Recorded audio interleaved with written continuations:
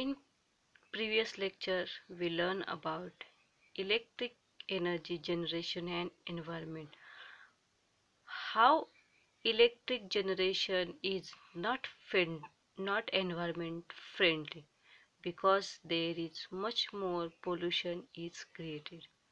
And today's we learn our next topic, that is hydroelectric energy. Hydroelectric energy. Okay, then see, water reservoir with potential energy, water turbine, generator, electrical energy. That means kinetic energy in kinetic energy in flowing water or the potential energy in water reservoir is a conventional source of energy. Conventional म्हणजे सोयीचा. Okay, in hydroelectric power plant, the potential energy in water stored in dam is converted into kinetic energy of water. Fast flowing is brought from the dam to the turbine. At the bottom of dam, the kinetic energy of flowing water drive the turbine, and the turbine in turn drive the generator to generate electricity. या डायग्रामवरून आपल्या काय लक्षात येतं की hydro electric power point आहे, म्हणजे stored वॉटरमध्ये जी potential energy असते ती जेव्हा डॅमवरून खाली पडते तेव्हा त्याचं कन्व्हर्जन कायनेटिक एनर्जीमध्ये होतं. आणि जेव्हा कायनेटिक एनर्जी म्हणजे ते डॅमवरून जेव्हा टर्बिनमध्ये पोहोचतं तेव्हा काय होतं, तर टर्बिन मूव्ह होतो आणि इलेक्ट्रिसिटी जनरेटरमध्ये इलेक्ट्रिसिटी जनरेट होते. ठीक आहे, आणि ह्याची त्यांनी काय दाखवले तर रिप्रेझेंटेशन दाखवले. त्यानंतरचा पुढचा पार्ट आहे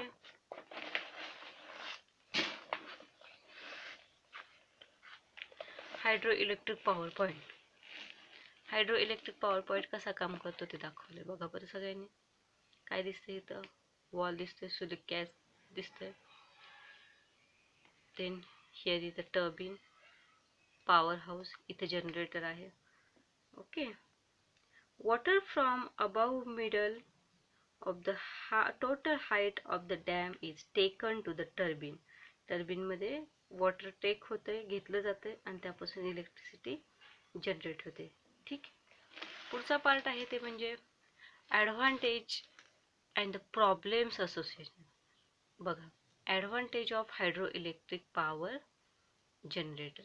तर त्याचे ॲडव्हान्टेज म्हणजे फायदे काय आहेत. First, since no fuel is burned in hydroelectric power generation, no electricity, no fuel, म्हणजे कोणतंही आपल्याला फ्युएल वापरावं लागत नाही, कारण हायड्रो इलेक्ट्रिसिटी म्हणजे आपण पाण्याचा वापर करतोय. There is no pollution resulting from combination of fuel, त्यामुळे रिझल्टिंग नो पोल्युशन, कोणतंही पोल्युशन होत नाही कारण आपण कोणतंही फ्युएल बर्न करत नाही. Okay, then if there is a sufficient water storage in the dam, it is possible to generate electricity as and when necessary. म्हणजे जर सफिशियंट अमाऊंट ऑफ वॉटर जर असेल डॅममध्ये तर त्याच्यापासून आपण पॉसिबल जेवढी शक्य आहे तेवढी इलेक्ट्रिसिटी जनरेट करू शकतो, जेवढी गरज आहे तेवढी. Then almost water reservoir is use for power generation. It can be replenished during rainy season, leading to uninterrupted power generation. म्हणजे काय तर वॉटर रिझर्वायर आपण यूज करू शकतो पॉवर जनरेशनसाठी. इट कॅन बी रिप्लेनिश म्हणजे पुनर्भरण, त्याचं काय होत असतं तर पुन्हा भरत असतं रेनी सीझनमध्ये, त्यामुळे आपण त्याचा वापर सतत करू शकतो. अँड अनडिस्टर्बटेड पॉवर जनरेशन आहे, त्याच्यावर काय इंटरप्टेड पॉवर जनरेशन आहे, म्हणजे त्याच्यामध्ये कधीही खंड पडणार आहे जर आपल्याकडे मुबलक पाणी असेल तर. आता problem associated with hydro electric power plant, जसे फायदे आहेत तसे काहीतरी तोटे पण असणार आहेत. मग तोटे काय आहेत बघा, किंवा प्रॉब्लेम्स काय येतात बघा. The back water due to storage of water in dam may submerge village or towns in that area. Back water म्हणजे ते पाणी जेव्हा परत येतं डॅममध्ये किंवा स्टोरेज ऑफ वॉटर जेव्हा जास्त होईल त्यावेळेस may be submerge village or towns म्हणजे गावं किंवा शहरं ही पाण्याखाली जाण्याची शक्यता असते. This lead the problem of rehabilitation of the displaced population. Rehabilitate मग काय करावं लागतं, तर तिथलं जे पॉप्युलेशन, तिथले जे राहणारे लोक आहेत त्यांचं पुनर्वसन करावं लागतं, त्यांना दुसरीकडे नेऊन आपल्याला सुरक्षित जागी ठेवावं लागतं. More this can be submerge forest as well as fertile land. आणि त्यामुळे शेती किंवा आपली जंगलं ती सुद्धा काय करावी लागतात, ती सुद्धा काय होण्याची शक्यता आहे, तर डॅमेज होण्याची शक्यता असते. Next, the obstruction of the flow of river water may have adverse effect on living bird in river. ऑब्स्ट्रॅक्शन म्हणजे रिव्हर वॉटर मुळे काय ॲडवर्स होऊ शकतात, तर लिव्हिंग वर्ड इन रिव्हर म्हणजे रिव्हरमध्ये जे हे आपण म्हणू जीव आहेत, प्राणी आहेत, त्यांच्यावर काय होऊ शकतो, त्याचा परिणाम होऊ शकतो. कारण आपण त्याचा उपयोग इलेक्ट्रिक पॉवर जनरेशनसाठी वापरतोय. म्हणजे तिथले जे प्राणी आहेत ते डिस्ट्रॉय होऊ शकतात, त्यांच्यावरती इफेक्ट होऊ शकतो. ओके, तिथली इकोसिस्टम डिस्टर्ब होऊ शकते. Next, electricity generation using wind energy. आता त्याच्या पुढचा पार्ट आहे की आपण हायड्रो इलेक्ट्रिसिटी बघितला, आता आपण बघतोय काय, तर electricity generate in wind energy म्हणजे हवेचा उपयोग करतो आपण इलेक्ट्रिसिटी कशी जनरेट करू शकतो. ठीक आहे, तर बघा सगळ्यांनी, the machine which convert kinetic energy of wind to electrical energy is called wind turbine. म्हणजे जी मशीन कायनेटिक एनर्जी ऑफ विंडची कायनेटिक एनर्जी इलेक्ट्रिसिटीमध्ये कन्वर्ट करू शकते त्याला काय म्हणायचं, विंड टर्बिन म्हणायचं. मग इथे तुम्हाला डायग्रॅमॅटिक प्रेझेंटेशन दिसते बघा. विंड विथ रिक्वायर्ड व्हेलॉसिटी, विंडला व्हेलॉसिटीची गरज असते. Wind turbine with large फॅनमुळे wind turbine, तुम्हाला विंड मिल्स माहिती असतील, पवनचक्क्या माहिती असेल, या इलेक्ट्रिसिटी जनरेशनमध्ये आपण पवनचक्क्यांचा किंवा विंड मिलचा वापर करतो जास्त. ठीक आहे, विंड टर्बिन म्हणजे जी पाती असतात पवनचक्क्यांची फॅनसारखे, विथ लार्ज फिन्स. ठीक आहे, त्याच्यावरती हवा आदळल्यामुळे व्हेलॉसिटी मिळाल्यामुळे काय होतं, इलेक्ट्रिसिटी जनरेटरमध्ये इलेक्ट्रिकल एनर्जी तयार होते. ठीक आहे, इथं बघा दाखवलं विंडमिल. ॲक्च्युअल विंडमिल आपण जे पाहिलेले असतात गावाकडे वगैरे ते या पद्धतीने असतात. या पद्धतीने विंडमिल आपण पाहिलेल्या असतात, टर्बिनची कॅपॅसिटी. ओके,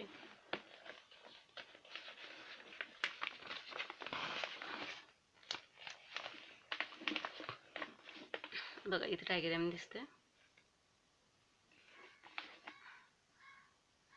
हे ब्लेड्स आहेत, बेरिंग आहे, shift, then this is the support, this is the generator, gate box, shift. Okay, it is transformation of energy in an electric generator using wind energy. Kinetic energy in wind, kinetic energy in turbine, and electric energy. Okay, electric energy, kinetic energy in wind, kinetic energy in turbine, electric energy. Okay, then next,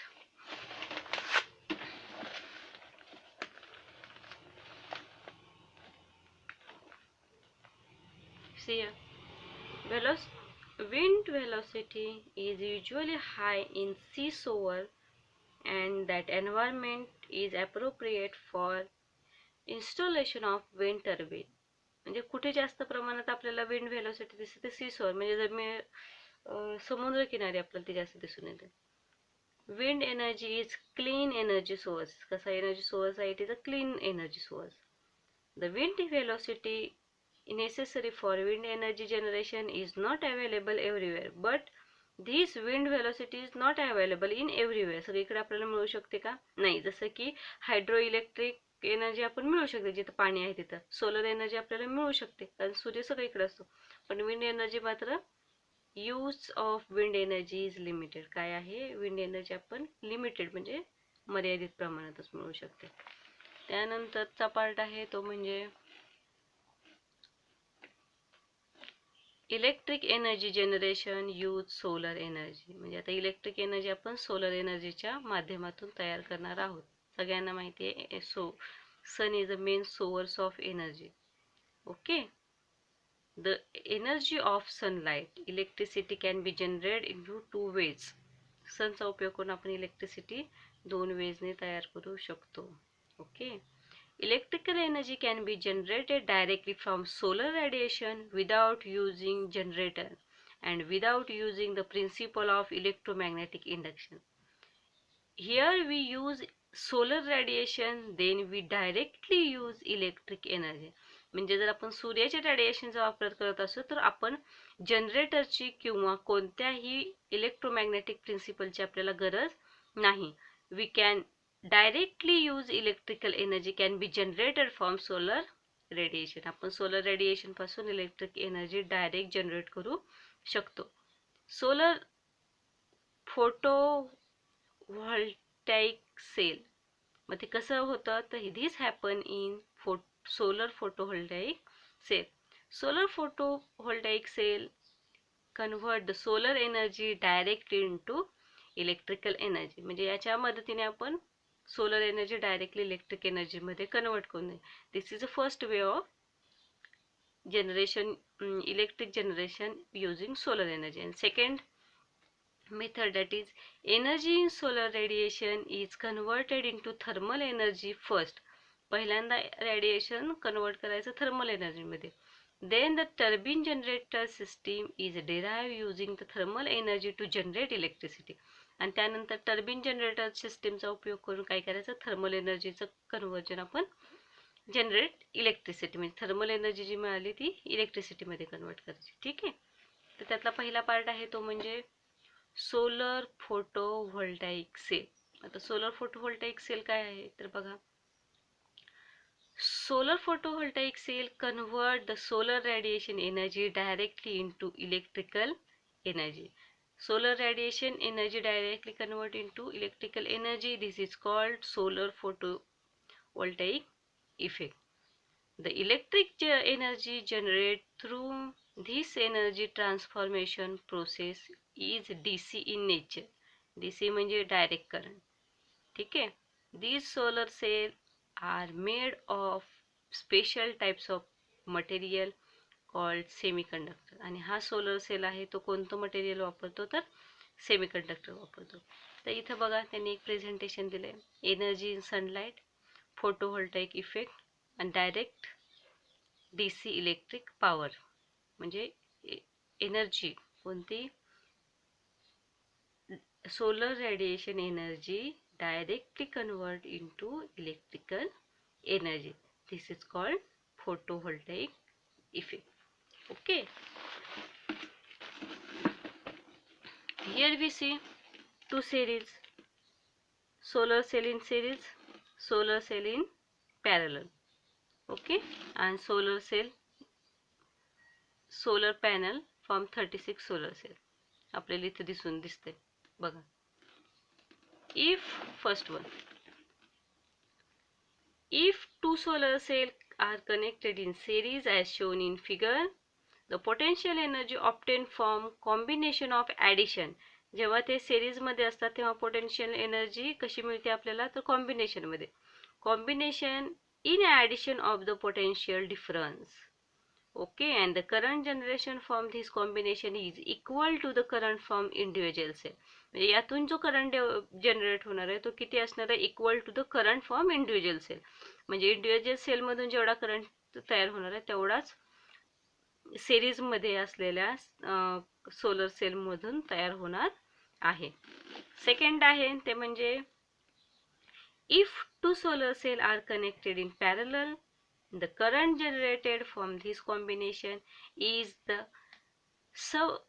summation of current flow the individual solar cell. इथं summation, तिथं combination आणि इथं combination is in summation. The potential difference obtained from this combination is the same as potential difference obtained from individual cell. म्हणजे इथं सुद्धा जेवढं individual cell मधून potential difference मिळणार आहे तेवढंच potential difference आपल्याला parallel series मध्ये मिळणार आहे, solar cell in parallel मध्ये मिळणार आहे. Okay, if the solar cell are connected in parallel, the potential difference from two cell are not added.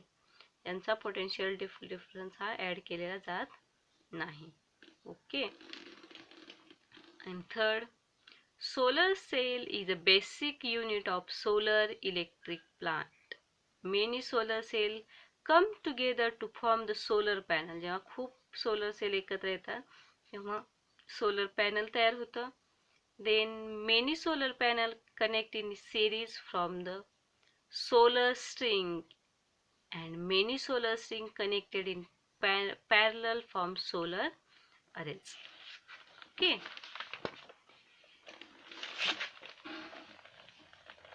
Then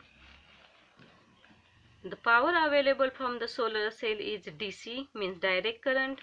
So the application which needs DC power, for example electric light based on light emitted diodes, the energy can be directly used. Solar cell मधून म्हणजे ही जी energy आहे ती आपण काय करू शकतो, direct use करू शकतो. जसं की बघा, solar cell, battery, inverter, electric equipment working on AC.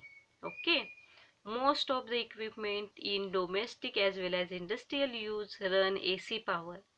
In such case, DC solar power must be converted to AC power using electric device called inverter.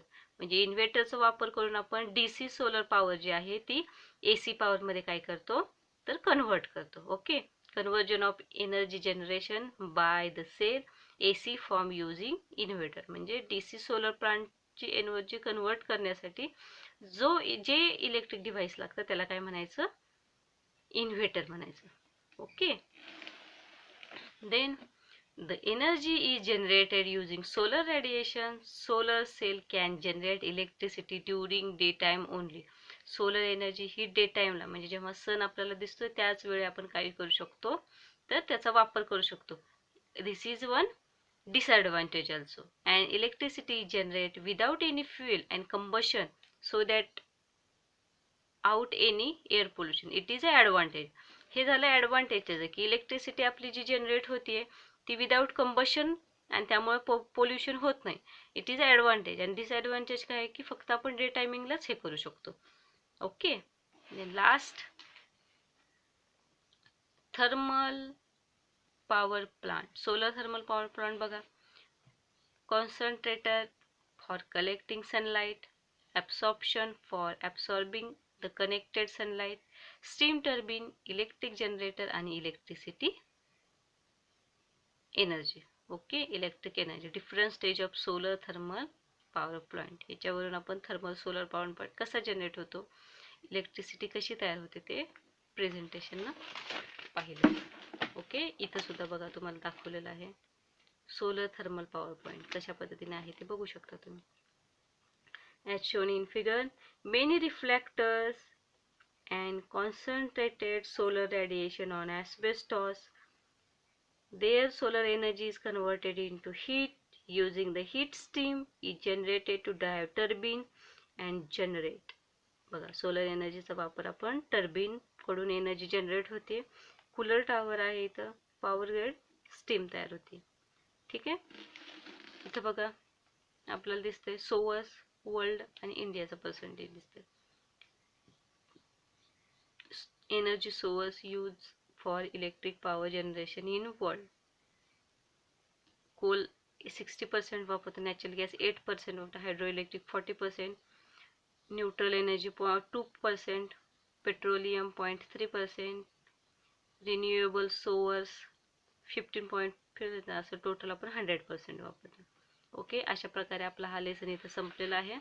तर तुम्ही याचा एक्सरसाइज सॉल्व करायचा आहे. Okay then, thank you, bye, take care.